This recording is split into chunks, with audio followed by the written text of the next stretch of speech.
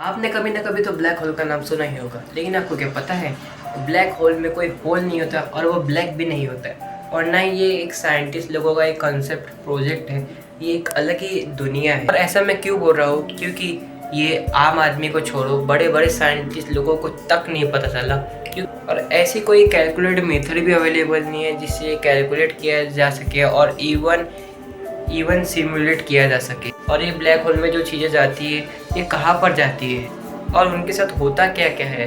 कभी कभी तो ऐसा लगता है कि ब्लैक होल एक गेट है जिसके दूसरे पर एक अलग दुनिया है। तो आज की वीडियो में हम बात करने वाले हैं ब्लैक होल के बारे में। तो उससे पहले मेरी ये पेपा पिग वाली वीडियो देख लेना जिसमें मैंने पेपा पिग की डार्क स्टोरी बताई है।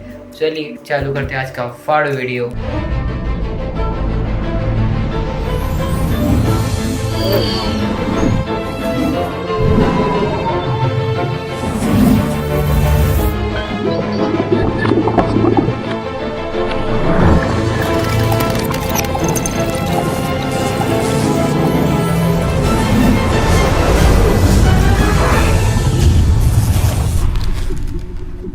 तो हम जानेंगे ब्लैक होल होता क्या है और जिसमें हिंदी में इसे कहते हैं कृष्ण विवर। और साथ ही जानेंगे कि अगर ब्लैक होल धरती के पास आ गया तो क्या होगा।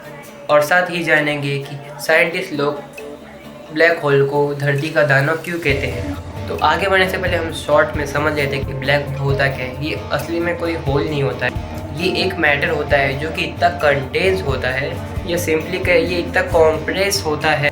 इसकी बहुत सारी वॉल्यूम होती है और बहुत डेंसिटी होती है, इसीलिए इसका पावर इतना खतरनाक हो जाता है।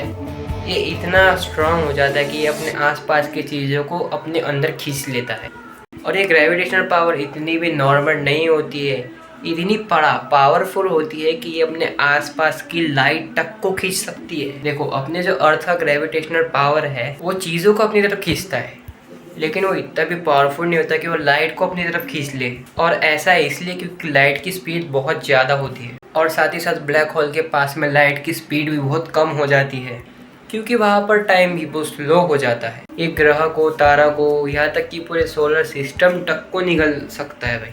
ये इतना भूखा होता है कि ये सब कुछ खाने के बाद में डकार तक नहीं मारता है, क्योंकि ब्लैक होल के अंदर तो सब चीज़ चले जाती है लेकिन कभी बाहर नहीं आती, क्योंकि ब्लैक होल के अंदर सब कुछ ही चला जाता है।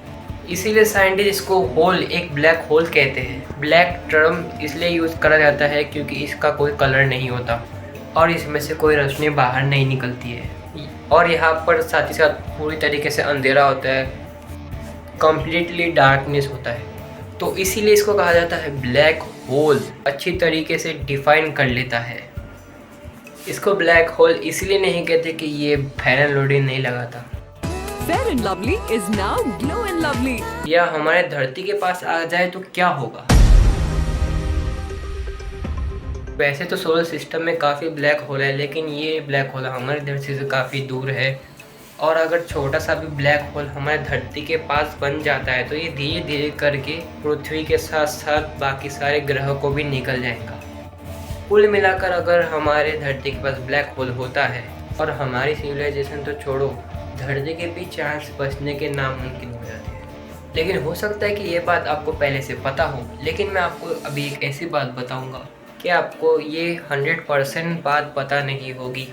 और ब्लैक होल के वजह से ही हमारी धरती पे जीवन पॉसिबल हुआ, और ब्लैक होल के वजह से ही हमारी धरती का सब कुछ सिस्टमेटिकली चल रहा है। और मैं ऐसे ही नहीं बोल रहा, अभी रिसेंट में एक रिसर्च हुई है कि ये पता चला है कि हमारा ब्रह्मांड तेज़ी से फैल रहा है। उसके फैलाव को रोकने के लिए ब्लैक होल का एक सबसे बड़ा रोल है, क्योंकि अगर अपने सोलर सिस्टम में ब्लैक होल नहीं होगे तो वो इसकी फैलने की रफ्तार काफ़ी तेज़ हो जाएगी। और इस ब्रह्मांड में जिस भी प्लैनेट पर जीवन है उस पर जीवन काफ़ी जल्दी ख़त्म हो जाएगा। उस प्लैनेट पर काफ़ी जल्दी जीवन ख़त्म हो जाएगा। पूरे यूनिवर्स में जहाँ पर भी जीवन पॉसिबल है और चालू है, जीवन को लंबे समय तक बनाए रखने के लिए और ब्रह्मांड के एक्सपेंशन को धीरे करने के लिए ब्लैक होल की पावरफुल ग्रेविटी ही काम आती है। आप ही लोग सोचो कि हमारा ब्रह्मांड कितना रहस्यमय है। कि जो चीज़ अपना विनाश कर सकती है उसी की वजह से हम जी रहे हैं। और मुझे लगता है कि ये फैक्ट आपको किसी भी यूट्यूब के वीडियो में शायद बताया जा सकता है, क्योंकि ये बात ज़्यादातर लोगों को पता नहीं है। बहुत से लोगों को पता नहीं होगा कि होता होगा एक छोटा सा ब्लैक होल जो ब्लैक कलर का होता होगा, लेकिन मैं उन लोगों के लिए बता दूँ कि भाई ब्लैक होल का साइज़ इतना बड़ा होता है कि आप उसके बारे में सोच भी नहीं सकते।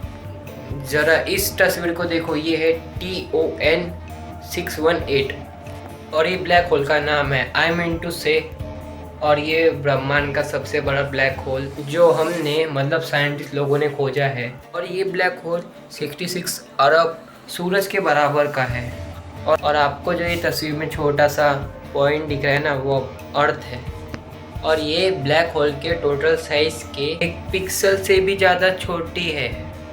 लेकिन इसका मतलब यही नहीं कि ब्रह्मांड के सारे ब्लैक होल इसके ही बराबर होंगे, ऐसा नहीं है। लेकिन कुछ ब्लैक होल छोटे भी होते हैं, लेकिन इनका साइज़ मैटर नहीं करता, क्योंकि इनके अंदर की ग्रेविटी काफ़ी पावरफुल होती है। वो चाहे बड़ा हो या छोटा हो, लेकिन उसकी ग्रेविटी इतनी दमदार होती है, उसकी ग्रेविटी इतनी हार्ड और स्ट्रॉन्ग होती है, समय को स्लो और उसके अंदर ही फास्ट तक कर सकती है और उसके अंदर ही वो रोक भी सकती है। तो कोई भी प्लैनेट अगर ब्लैक होल के नज़दीक आता जाएगा तो उस प्लैनेट पर समय काफ़ी स्लो होता जाएगा।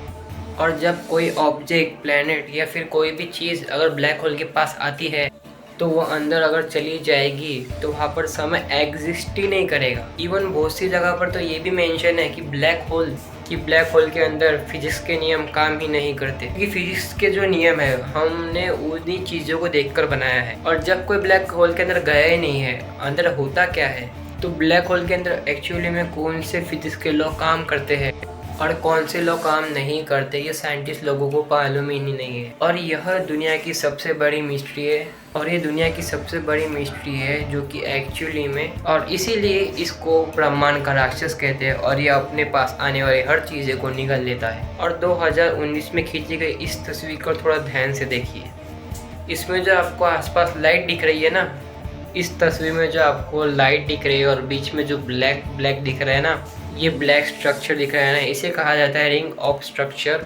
ब्लैक होल इस तरीके से दिखाई देता है, ये एक दरवाजे की तरह दिखाई देता है जिसके चारों तरफ प्रकाश है और बीच में डार्क अंधेरा। और इस दरवाजे के अंदर, इस होल के अंदर क्या है या उस पार क्या है, ये किसी को नहीं पता। लेकिन हमें ये पता है कि अगर हमें यूट्यूब पर कोई भी एक वीडियो पसंद आता है तो हमें जो लाइक सब्सक्राइब करते हो, तो आप भी मेरे चैनल को लाइक और सब्सक्राइब कर दो। और मेरी प्लीज़ पेपर वाली वीडियो देख लेना, काफ़ी डार्क स्टोरी है उसमें, मैंने पेपर की रियलिटी बताई है। तो चलिए मिलते हैं ऐसी नए टॉपिक के साथ में।